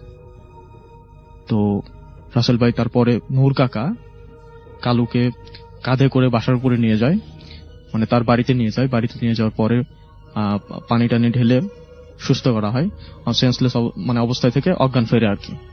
তো ঠিক আছে, এরপরে কালু সব ঘটনা খুলে বলে যে আমার সঙ্গে তো বিশু গেছিল, ঠিক আছে। তো কালুর ফ্যামিলি বিশুর বাড়িতে যায় ওই রাতেই। তো বিশুর মাকে জিজ্ঞেস করে কি ব্যাপার বিশুর আম্মা, আপনার ছেলে কই, ঠিক আছে। বিশুর আম্মা বলতেছে রাসেল ভাই, বিশু তো আমার ঘুমায় গেছে অনেক আগে, সে তো বাইরে যায় নাই। তাহলে রাসেল ভাই বিষয়টা লক্ষ্য করেন যে এইখানে কিন্তু বিশু কালুর সঙ্গে যায় নাই রাসেল ভাই, তাহলে গেলটাকে, ঠিক আছে। এরপর থেকে রাসেল ভাই কালু কখনোই অত রাতে আর কখনো বাইরে বেরোয় নাই, এবং সাংঘাতিক ভাবে ভয় পায় ছেলেটা। তো এই ছিল আমার ঘটনা রাসেল ভাই। Thank you so much. আসসালামু আলাইকুম। আমি আজকে যে ঘটনাটি বলতে যাব, সেই ঘটনার কথা শুনলে আপনাদের বিশ্বাস হবে না, কিন্তু যার সাথে ঘটে তার জীবনটাই ধ্বংস হয়ে যায়। Mess number 17। রাত জেগে থাকে কেউ, শহরটা কখনো ঘুমায় না। এই সত্যটা দীপা বুঝেছিল চাকরিতে যোগ দেওয়ার কয়েক মাসের মধ্যেই। দিনের আলোয় শহর যতটা ব্যস্ত, রাতের বেলায় ঠিক ততটাই অচেনা। অফিস শেষে বাসের ভিড়, হর্নের শব্দ, রাস্তার আলো, সব মিলিয়ে ক্লান্ত শরীর নিয়ে সে যখন মেসে ফিরত, সে নিমিষেই ঘুমিয়ে পড়ত। 4 তলা পুরনো দালান, একটু স্যাঁতসেঁতে দেয়াল, সরু সিঁড়ি, মেস নম্বর 17। প্রথম দিকে জায়গাটা তার কাছে নিরাপদই মনে হয়েছিল। সব কিছু ঠিকঠাক চলছিল, যতদিন না হয় এক অদ্ভুত শূন্যতা নেমে আসে। একদিন অফিস থেকে ফিরে দীপা দেখে মেসে অস্বাভাবিক ব্যস্ততা, সবাই ব্যাগ গুছাচ্ছে, কিন্তু কেউ বলছে বাড়িতে ডাক পড়েছে, আবার কেউ বা বলছে একসাথে ছুটি পাওয়া গেছে, ঈদ, পুজো নাকি অন্যান্য কারণে। কেউ পরিষ্কার করে কিছুই বলছে না। সন্ধ্যার মধ্যেই এক এক করে সবাই মেস ছেড়ে চলে গেল। রাত নামার আগেই 4 তলার দালানটা ফাঁকা হয়ে যায়। শেষ পর্যন্ত থেকে যায় শুধু দীপা। প্রথম রাতে সে বরং খুশি হয়েছিল, একা মেস, কোনো ঝামেলা নেই, রান্নাঘর নিজের মতো করেই ব্যবহার করা যাবে, টিভির রিমোট নিয়ে কারোর সঙ্গে ঝগড়াও করতে হবে না। সে গান চালিয়ে চালিয়ে রান্না করছিল, ফোনে আবার ভিডিওও দেখছিল, হাসতেছিল। কিন্তু রাত যত গভীর হতে থাকে, মেসটার নীরবতা ততটাই ভারী হয়ে ওঠে।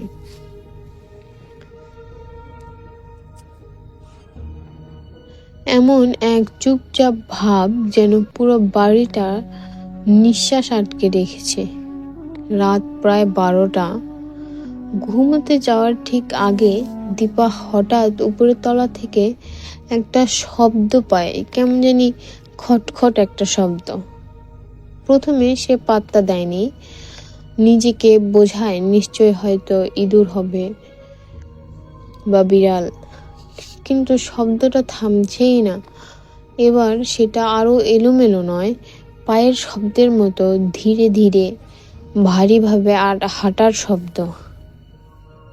অকারণে বুকটা কেঁপে ওঠে। দীপা সাহস করে দরজা খুলে করিডোরের দিকে তাকায়। আলো জ্বলছে কিন্তু কাউকেই দেখা যাচ্ছে না। তবুও তার মনে হয় এইমাত্র কেউ ঠিক দরজার সামনে দাঁড়িয়েছিল। বাতাসটা ঠান্ডা হয়ে যায়। দরজা বন্ধ করে সে অনেক কষ্টে ঘুমিয়ে পড়ে। পরের দিন অফিসে কাজ আরো বেশি ক্লান্তকর ছিল। মাথার ভেতর সারাক্ষণ আগের রাতের শব্দটা ঘুরতে থাকে। সে তাড়াতাড়ি আলো নিভিয়ে ঘুমানোর চেষ্টা করে, কিন্তু তখনই অন্ধকার ভেতর থেকে স্পষ্ট এক ফিসফিসে নারীর কণ্ঠে শোনা যায়, দীপা। সে উঠে বসে, ঘরে কেউই নেই, বুক ধড়ফড় করতে থাকে। দীপা বলল, হ্যালো। কোনো উত্তরই আসলো না। হঠাৎ তার চোখে পড়ে আয়নার দিকে, আর তখনই শরীরের সব রক্ত যেন জমে যায়। আয়নায় সে নিজের পেছনে আরেকজনকে দাঁড়িয়ে থাকতে দেখে। মুখ চুল ঢাকা, শরীর অস্বাভাবিক রকমের লম্বা, হাত দুটো যেন স্বাভাবিকের চেয়ে অনেক বড়, চোখের জায়গায় গভীর কালো গর্ত। দীপা চিৎকার করে চোখ বন্ধ করে ফেলে। আলো জ্বালাতেই সবকিছু মিলে যায়, যেন কিছুই ঘটেনি। পরদিন সে আর নিজেকে সামলাতে পারে না।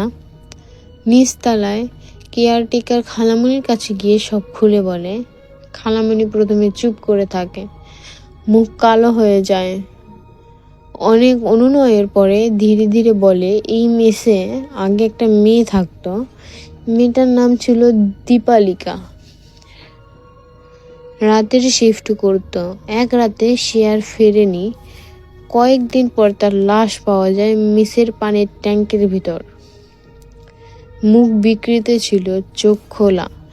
পুলিশ বলেছিল দুর্ঘটনা, কিন্তু কেউই তা বিশ্বাস করেনি।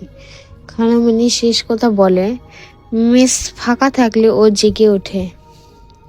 তৃতীয় রাতে সবই শেষ হয়ে যায়। রাত 2টো নাগাদ হঠাৎ করেই মেসের দরজা একসাথে বন্ধ হয়ে যায়।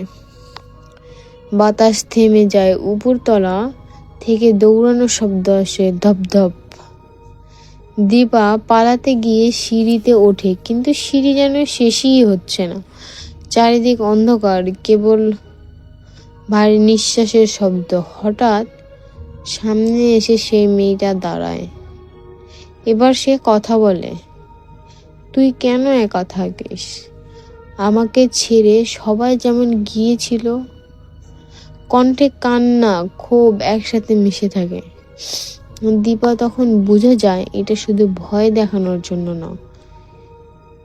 সে একা থাকতে পারে না, সে সঙ্গী চায়।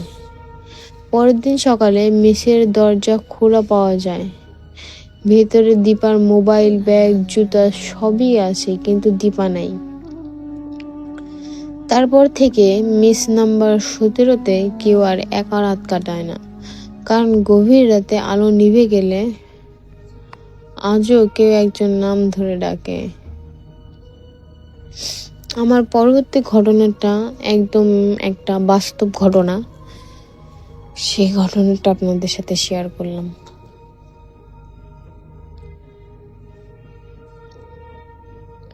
এই ঘটনাটা পাঠিয়েছে উত্তর গোপালপুর গ্রামের একজন মধ্যবয়সী মানুষ। তিনি বাবার কাছে বলেছেন, তিনি বারবার বলেছেন এটা কোনো গল্প লেখার জন্য বা বানানো কিছু নয়। তিনি যেটা দেখেছেন, যেভাবে অনুভব করেছেন, ঠিক সেভাবেই লিখেছেন। তিনি লিখেছেন, আমি ছোটবেলা থেকেই গ্রামে বড় হয়েছি। রাত, কুয়াশা, নির্জন রাস্তা এসব আমার কাছে নতুন কিছুই না। কিন্তু ওই রাতটার পর থেকে আমি আর একা গভীর রাতে বেরই হই না। সেদিন তিনি কাজ শেষে দেরিতে ফিরছিলেন। শেষ বাসটা নামিয়ে দেয় গ্রামের বাইরের পাকা রাস্তায়। তখন ঘড়িতে প্রায় 3টার কাছাকাছি। শীতের রাত, কুয়াশা এতই ঘন যে দূরের গাছগুলো ছায়ার মতো দেখা যাচ্ছিল। বাড়ি যেতে হলে একটা পুরনো বাগান পাড়া রাস্তা পার হতে হয়। এই রাস্তা দিয়ে তিনি জীবনে শতবার হেঁটেছেন। দিনে এখানে বাচ্চারা খেলাধুলা করে, গরু বাঁধা থাকে, কিন্তু রাত হলে জায়গাটা একদমই আলাদা হয়ে যায়। তিনি হাঁটতে শুরু করলেন। চারপাশে এতই নীরব যে নিঃশ্বাসের শব্দও কানে শোনা যাচ্ছিল। পায়ের নিচে শুকনো পাতার খসখস শব্দ ছাড়া আর কিছুই নেই। কিছু দূরে যাওয়ার পর হঠাৎ তার মনে হলো রাস্তাটা আজ একটু লম্বা লাগছে। যে মোড়টা এতক্ষণে আসার কথা সেটা আসছে না। পেছনে তাকিয়ে দেখলেন পেছনের পথও কুয়াশার মধ্যে গিলে গেছে। ঠিক তখনই চোখে পড়ে রাস্তা ঘেঁষে একটা আম গাছের নিচে কেউ বসে আছে। লোকটার পরনে হালকা রঙের কাপড়, সামনে একটা পুরনো হারিকেন জ্বলছে। আলোটা খুবই অদ্ভুত, চারপাশে আলোকিত করছে, কিন্তু লোকটার মুখ যেন আলো এড়িয়ে যাচ্ছে। তিনি ভেবেছিলেন হয়তো পাহারাদার বা কারো গরু দেখার লোক। বুকের ভেতরটায় কেঁপে উঠলেও ভদ্রতা করে সালাম দিলেন, কিন্তু কোনো উত্তরই এলো না। লোকটা শুধু ধীরে ধীরে হাত তুলে সামনে ইশারা করলো। সামনে তাকাতেই তার মাথার ভেতরে যেন কিছু একটা ভেঙে পড়লো। সে সরু মাটির পথ ধরে তিনি হাঁটছিলেন, সেটা আর নাই। সামনে শুধু অচেনা গাছপালা, ঘন কুয়াশা আর অদ্ভুত এক নীরবতা। ভয়ে তিনি পিছনে ঘুরলেন, আর তখনই বুঝলেন এটা স্বাভাবিক কিছু না। হারিকেনটা নিভে গেছে, অথচ অন্ধকারের ভেতরে লোকটার চোখ দুটো অস্বাভাবিকভাবে জ্বলছে। আলো নেই, কিন্তু চোখ দেখা যাচ্ছে। শরীরটা যেন মাটির সঙ্গে ঠিকভাবে লাগছে না, হাঁটছে না, ভেসে ভেসে এগিয়ে আসছে। তিনি তখন দৌড়াতে পারেনি। মনে হচ্ছিল পা দুটো মাটিতে আটকে গেছে। বুকের ভেতর এমন চাপ কখনোই অনুভব করেনি। ঠিক তখনই তিনি মনে মনে আল্লাহর নাম নিতে শুরু করেন। ছোটবেলায় মুরব্বীদের কাছ থেকে শেখা আয়াতুল কুরসি ধীরে ধীরে মনে মনে পড়তে থাকেন। শব্দ নেই, কিন্তু মনটা শক্ত হতে থাকে। পুরোটা পড়া শেষ হওয়ার আগেই হঠাৎ করে যেমন চারপাশটা হালকা হয়ে গেল। বাতাস বইল, কুয়াশা নড়ল। চোখ তুলে দেখলেন তিনি দাঁড়িয়ে আছেন নিজের বাড়ির কাছে পুরনো কবরস্থানের গেটের সামনে। জায়গাটা পরিচিত, দূরে নিজের বাড়ির আলোও দেখা যাচ্ছে। তিনি শেষ করেছেন এইভাবে, আমি জানি না ওটা কি ছিল, কিন্তু আমি জানি ওই রাতে আল্লাহর নামটাই আমাকে বাড়ি পৌঁছে দিয়েছে।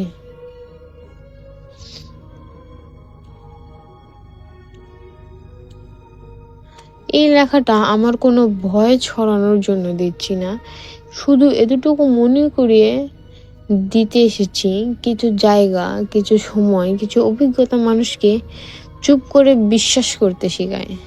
Thank you very much. আমরা চলে যাব আমাদের পরবর্তী অতিথির কাছে এবং তার কাছ থেকে আমরা একটা ঘটনা শুনে আসবো। আপনার নামটা প্লিজ একটু বলবেন, আপনি কোথা থেকে এসেছেন সেটা বলবেন, তারপরে আপনার ঘটনায় যাব আমরা। জি, আসসালামু আলাইকুম, সবাইকে শুভেচ্ছা ও অভিনন্দন জানিয়ে আমি শুরু করছি আমার স্টোরি। আমার নাম মোহাম্মদ কাইসার আহমেদ সানি, আমার হোম ডিস্ট্রিক্ট খাগড়াছড়ি, জি। আমি বাড়িদারা থেকে এসেছি। জি বলেন ঘটনা। আমি সরাসরি ঘটনাতে চলে যাই। আমার আমরা হিলটিসে, আমার হোম ডিস্ট্রিক্ট খাগড়াছড়িতে, তো ওটা পার্বত্য অঞ্চল, তো একটু প্যারানরমাল অঞ্চল একটু বেশি দেখা যায়। সো আমি আমার হোস্টেল লাইফ থেকে যেটা ধারণা পাইছি আমি সেটাই বলার চেষ্টা করতেছি। আমি যেই কলেজে পড়তাম ওই কলেজের নাম হচ্ছে Ramgarh gov degree college. So ওই জায়গায় আগেই কিছু ঘটনা ঘটতো। সো আমি প্রথম যখন জয়েন করি তখন কিছুই জানতাম না। 3-4 মাস হয়ে যায় আমি ওই কলেজে ভর্তি হই, হোস্টেলে উঠি। তো একদিন একটা প্রবলেম হয় যে দেখা যাচ্ছে যে দুটা বিড়াল খুবই ঝগড়া করতেছে। ঝগড়া করার পরে একটা বিড়াল দৌড়ে আমাদের বাস মানে ছাত্রাবাসের দিকে আসতেছিল অনেক গতিতে। তো আমাদের ছাত্রাবাস আসার জন্য অনেকটা রাস্তা অতিক্রম করা লাগে। তো রাস্তার পেছনে যে বিদ্যুতের খুঁটিগুলো আছে, তো বিড়ালটা যতটা বিদ্যুতের খুঁটি অতিক্রম করতেছে ঠিক ততটা লাইটই বন্ধ হয়ে যাচ্ছে। মানে পরপর যতটা খুঁটি পার হচ্ছে ততটা লাইটই বন্ধ হয়ে যাচ্ছে। ঠিক এক সময় যখন আমাদের ছাত্রাবাসে বরাবর আসলো দেখলাম যে পুরো ছাত্রাবাসে সবগুলো লাইটই অফ হয়ে যায়। বাট কলেজে কারেন্ট আছে, লাইট জ্বলতেছে, কিন্তু আমার ছাত্রাবাসের লাইট সব অফ। সবাই ভয় পেয়ে যায়, চেঁচামেচি করে, অনেকে সেন্সলেস হয়ে যায়। তারপর প্রথম কারণ হলো যে একদম বিড়ালটা আমার পাশে দিয়ে যায়।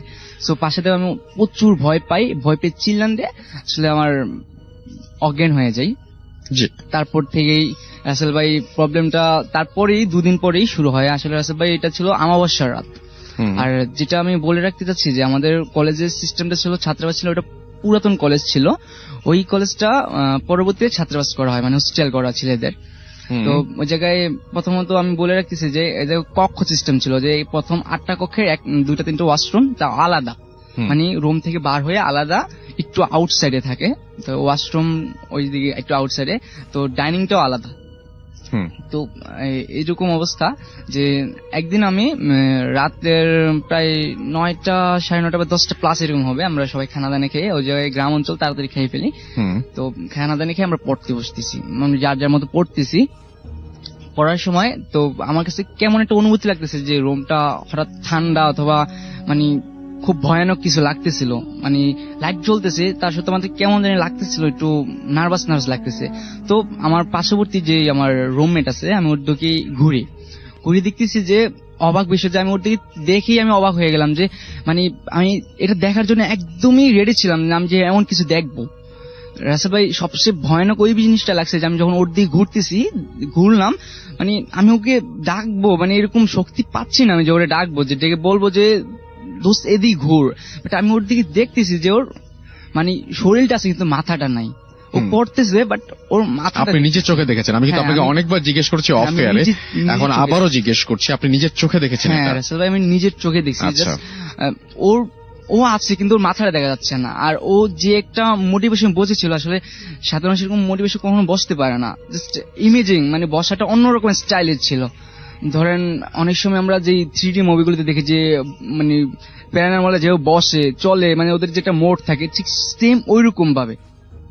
আর ও পড়ার টেবিলের দিকে তাকাই ছিল। তো আমি ওর প্রথম একটা ডাক দিয়েছি শুনে নাই, 2টা ডাক দিয়েছি শুনে নাই, বাট 3টা ডাক আমি মানে অনেক জোরে চিল্লান দিয়ে আমি সেন্সলেস হয়ে গেছি।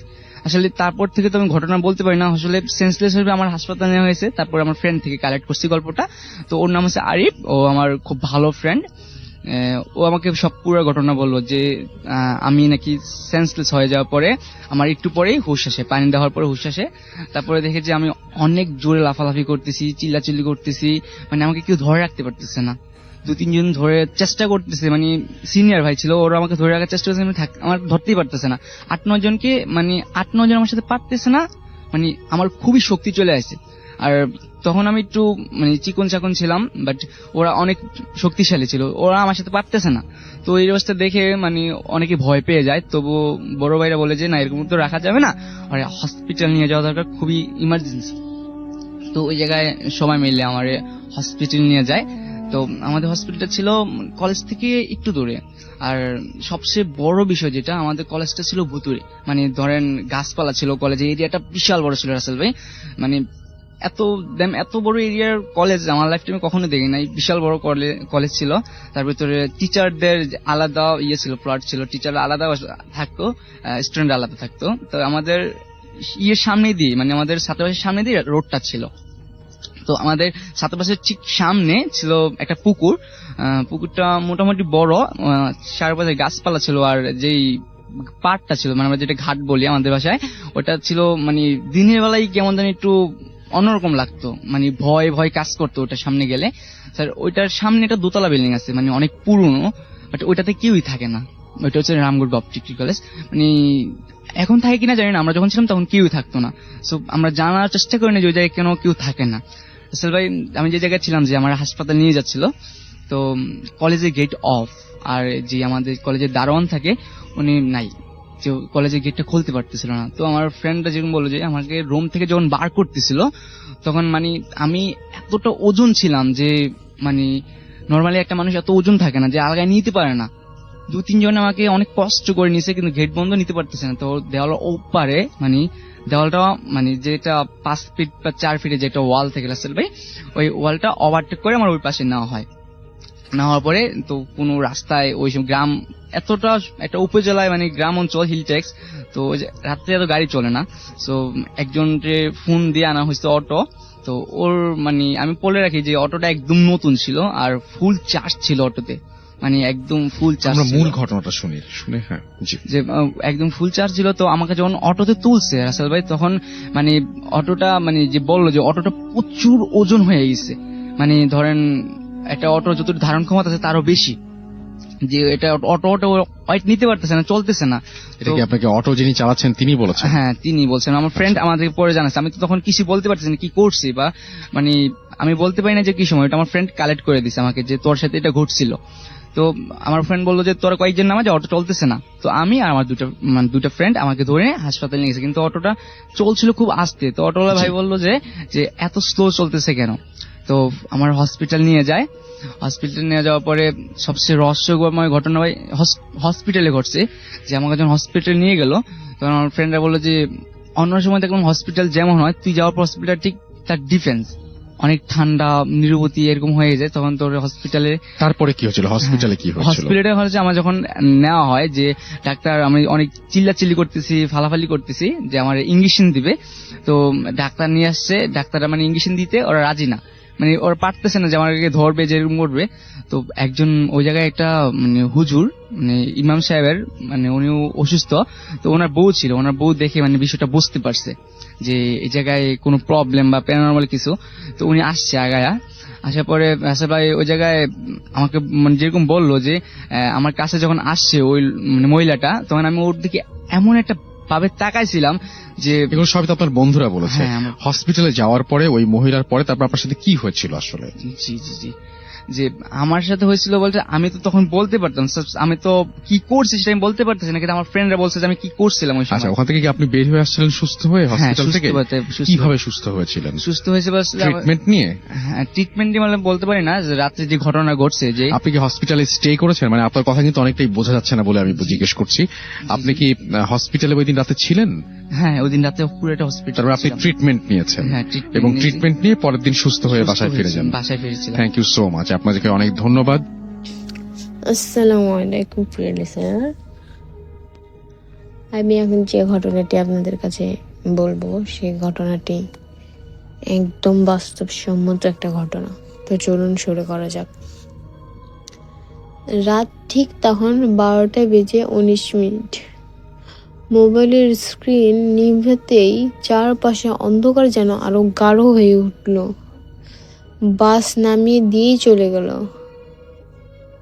পিছনে তাকিয়ে দেখি হেডলাইটের আলোটুকুও মিলিয়ে গেছে, যেন আমাকে নামিয়ে দিয়ে ইচ্ছা করেই অন্ধকারটা তাড়া মেরে দিল। এই জায়গাটার নাম মরা বটতলা।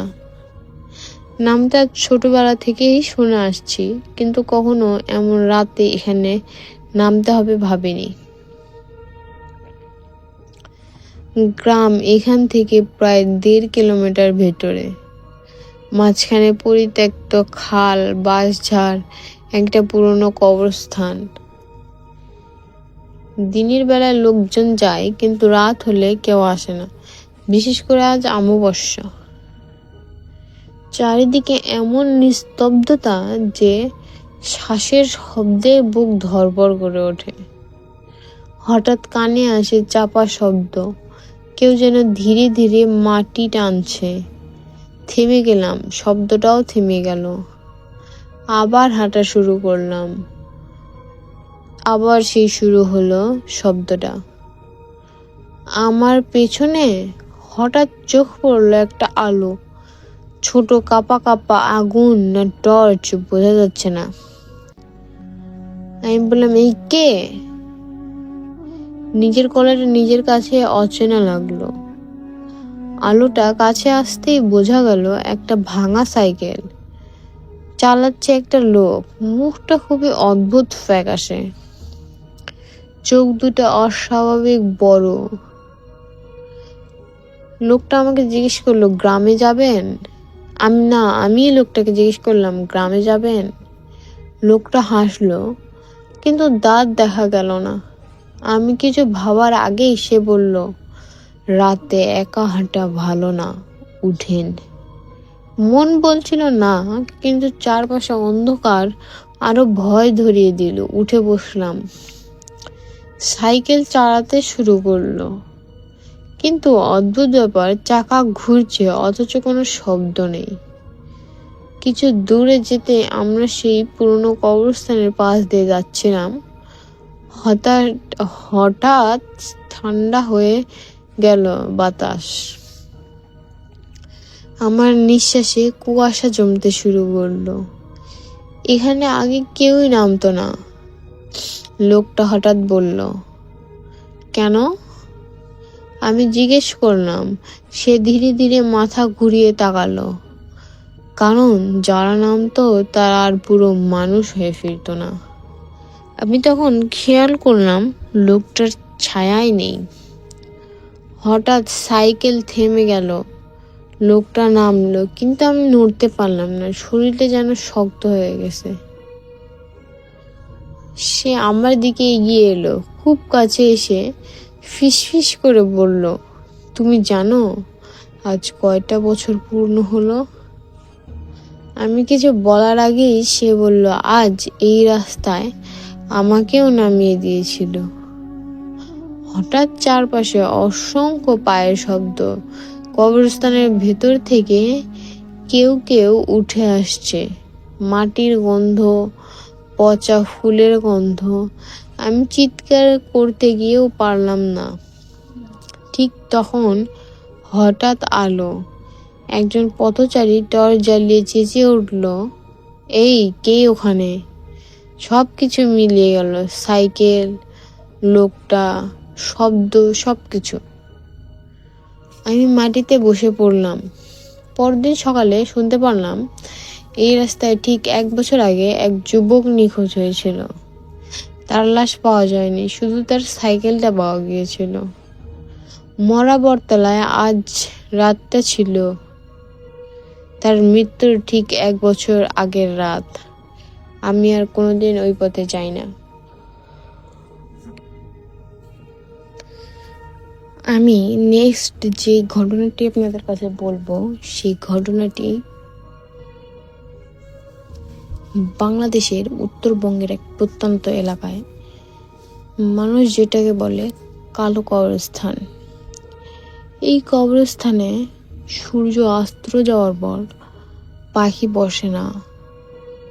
আজান দিলে শব্দ ভেঙে যায়, কুকুর ঢুকলে আর ফিরে আসে না। লোকজন বলে ওখানে লাশ মরে না, ওখানে লাশ জেগে থাকে। এক রাতে গ্রামের এক লোক নাম রশিদ মোল্লা। হঠাৎ মারা যায়, স্বাভাবিক মৃত্যু, জানাজা দাফন সবই ঠিকঠাক। কিন্তু পরের দিন ভোরে এক গরুর রাখাল দেখে কবরের মাটি উল্টানো, কাফনের এক পাশ বাইরে বের করা, ভিতর থেকে নখের আঁচড়ের দাগ। পুরো গ্রাম জুড়ে আতঙ্ক, কারণ কেউই কবর খুঁড়েনি। গ্রামের মুরব্বীরা ডাকে এক নাম করা কবিরাজকে, হাজি কালু কবিরাজ। লোকটা অন্ধ, কিন্তু বলে, আমি চোখে দেখি না, আমি লাশের শ্বাস শুনি। রাত 12টার পর সে কবরস্থানে ঢুকে। হাতে শুকনো মানুষের হাড়, কালো সুতো, মৃত বাচ্চার দাঁত, আর এক বোতল যার ভিতরে কি ছিল তা কেউই জানে না। কবিরাজ হঠাৎ চিৎকার করে ওঠে, এই লাশটা সাধারণ না, এটা তান্ত্রিক সাধনার বলি। ঠিক তখনই কবরের ভিতর থেকে শব্দ, কালু তুই আমাকে চিনিস? আমাকে কেন বেঁধে রেখেছিস? গ্রামের 6 জন মানুষ অজ্ঞান হয়ে যায়। একজন লোক পালাতে গিয়ে পড়ে যায়, পরদিন তাকে পাওয়া যায় কবরের উপরে উল্টো হয়ে বসে থাকা অবস্থায়, চোখ দুটো নেই। পরে জানা যায় রশিদ মোল্লা মারা যাওয়ার আগে রাতে সে গিয়েছিল এক নিষিদ্ধ তান্ত্রিকের কাছে। তান্ত্রিকের কাজ মৃত আত্মারে শরীর ফিরিয়ে আনা, কবরস্থানের লাশ দিয়ে সাধনা জীবিত মানুষকে চলমান লাশ বানানো। কিন্তু সাধনা অসম্পূর্ণ ছিল, ফলে লাশটা আধা জীবিত হয়ে কবরেই আটকে ছিল। কবিরাজ তখন মন্ত্র করছিল, হঠাৎ কবর ফেটে বের হয় রশিদের হাত, নখগুলো কালো, আঙ্গুলে কাফনের সুতো জড়ানো। সে হাত কবিরাজের গলা চেপে ধরে। গ্রামের লোকজন দেখে কবিরাজের মুখ দিয়ে কালো ধোঁয়া বের হচ্ছে। পরের দিন সকালে কবিরাজ পাগল, কথা বলে মৃতদের মতো, আর রশিদের কবর একদম ফাঁকা। আজও ওই কবরস্থানে গেলে রাত 3টায় শোনা যায়, আমাকে আবার কবর দে, আমি এখনো হাঁটছি। যারা শোনে তাদের কারো ছায়া আর সোজা থাকে না।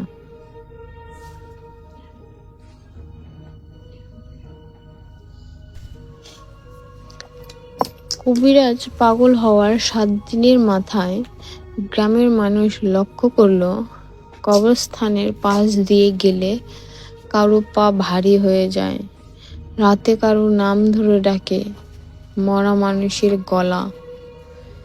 এক রাতে হঠাৎ গ্রামের সব কুকুর একসাথে চিৎকার করতে শুরু করে, তারপর একসাথে আবার চুপও হয়ে যায়। পরের দিন ভোরে দেখা যায় কবরস্থানের ভেতরে 7টা নতুন পায়ের ছাপ, কিন্তু কবর ছিল মাত্র একটা। একজন ছিল নাম মজিদ মিয়া। সে রাতে মদ খেয়ে ভুল করে কবরস্থানের পাশ দিয়ে যাচ্ছিল। সে বলে, আমি দেখছি কবরের ভেতরে কেউ উঠে বসেছে, পুরো লাশ নয়, যেন আধা মানুষ আধা মাটি। সেই জিনিসটা বলে, আমার শরীর শেষ, আমার আরেকটা চাই। মজিদ এক দৌড় দেয়, কিন্তু দৌড়াতে দৌড়াতে সে বুঝতে পারে তার পেছনে কেউ নেই, কিন্তু পাশে কেউ হাঁটছে। পরের দিন মজিদকে পাওয়া যায় নিজের ঘরের মেঝেতে, কাফনে মোড়ানো অবস্থায়, জীবিত, কিন্তু সে আর চোখের পাতা ফেলে না। তান্ত্রিকের শেষ চেষ্টা, গ্রাম তখন বুঝে যায় এটা আত্মা না, এটা সম্পূর্ণ মৃতদেহের শক্তি। তখন ডাকা হয় এক নিষিদ্ধ তান্ত্রিককে। লোকেরা বলে লাশ ফেরত তান্ত্রিক। সে এসে শুধু একটাই কথা বলে, এটা কবরস্থানে বাধা নেই, এটা এখন মানুষের শরীর খুঁজছে। সে কবর খোঁড়ে, ভেতরে যা পাওয়া যায় কোনো লাশ নেই, শুধু একটা জিনিস, মানুষের মাথার খুলি। খুলির ভিতরে লেখা আরেকটা দে, রক্ত দিয়ে লেখা। সেই রাতেই গ্রামের এক নবজাতক হঠাৎ কান্না বন্ধ করে দেয়। মা দেখে বাচ্চা বুকে ওঠানামা করছে, বাচ্চার বুক ওঠানামা করছে, কিন্তু চোখ খোলা আর মুখ দিয়ে বের হচ্ছে একজন বৃদ্ধ মানুষের গলা। আমাকে কবর দাও না, আমি মাটির নিচে শ্বাস নিতে পারি। পরের দিন সকালে কবরস্থান পুরো ধসে গেছে, কোথাও লাশ নেই, শুধু গ্রামের মাঝখানে একটা নতুন কবর। আজও ওই গ্রামে গেলে রাতে কেউ দরজায় টোকা দিলে খুলবে না, কারণ যারা খুলেছে তাদের পরে পাওয়া গেছে কবরস্থানের মাটিতে দাঁড়ানো, হাতে নিজের নাম লেখা কফিন। লিসেনার, আজকের এই ইমেল এপিসোডগুলো এতদূর পর্যন্তই। যারা সম্পূর্ণ ঘটনাগুলো শুনলেন, কেমন লাগলো তা অবশ্যই কমেন্ট করে জানাবেন। আমরা প্রতিনিয়ত আপনাদের জন্য এরকম নতুন নতুন ঘটনা প্রতিদিন এই চ্যানেলের মাধ্যমে রাত 10টায় আপলোড করে থাকি। অনেকেই আছে, অনেক যুবক ভাইয়েরা আছেন, বৃদ্ধ ভাইয়েরা আছেন, এবং আমার সমবয়সী অনেক লোকজন আছেন। তারা এই ভূত এফএম ছাড়া চলেই না, এবং এই ভূত এফএম, আমার ভূত এফএম গুলো অনেক ছোট ছোট মানুষও শোনে, সবাই ভালোবাসে আমার ভূত এফএমটাকে, কারণ ভূত এফএম এর সাথে সবার একটা সম্পর্ক আছে। ভূত এফএম এ অনেক কিছু শেখা যায়, অনেক কিছু জানা যায়। ভূত এফএম এর মাধ্যমে অনেক কিছুর এক্সপেরিয়েন্স সম্পর্কে, অনেকের জীবনের সাথে ঘটে যাওয়া এক্সপেরিয়েন্স সম্পর্কে জানা যায়। যাই হোক, কার কণ্ঠে ঘটনাগুলো ভালো লাগলো আপনাদের আজকে তা কমেন্ট করবেন, এবং পরবর্তীতে কার কণ্ঠে ঘটনা শুনতে চান সেটাও একটু কমেন্ট করবেন। আজকের মতো এখানে বিদায় নিতে হচ্ছে। ভাইয়া, আমি বলবো, অনেকেই আমার থেকে আফনান ভাইয়ের ঘটনা চায়, অনেকে আবার হাফিজ মঈনুদ্দিন ভাইয়ের ঘটনা চায়। আমি তাদের ঘটনাও নিয়ে আসবো, এবং অনেকেই আছে যে রাসেল ভাইয়ার ঘটনা স্পেসিফিক্যালি চাই, আমি তার ঘটনাও নিয়ে আসবো। কোনো সমস্যা নাই, আপনারা জাস্ট খালি কমেন্ট করেন কার কণ্ঠে ঘটনা শুনতে চান, তাহলে পরের দিনই কিন্তু আপনারা তার কণ্ঠে ঘটনা শুনতে পারবেন। আর কে কোথা থেকে দেখছেন তা জানাবেন। ভিডিও শেষে ভিডিওতে লাইক করবেন। নতুন সদস্য হলে, ভূত এফএম লাভার হলে চ্যানেলটিকে সাবস্ক্রাইব করবেন। আজকের মতো এখানেই বিদায় নিচ্ছি। সবাই ভালো থাকবেন, সবাই সুস্থ থাকবেন। দেখা হচ্ছে নেক্সট কোনো ইমেল এপিসোডে। আসসালামু আলাইকুম।